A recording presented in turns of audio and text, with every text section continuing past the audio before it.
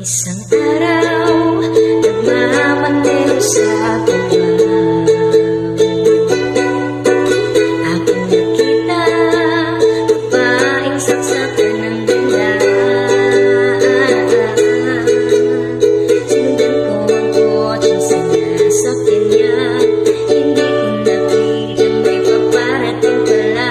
Hindi ko namalayan, kami biglang nagkabanggaan.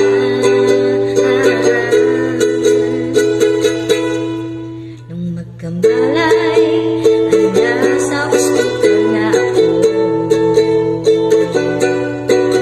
Inasikaso ng doktor na ang nanay ko.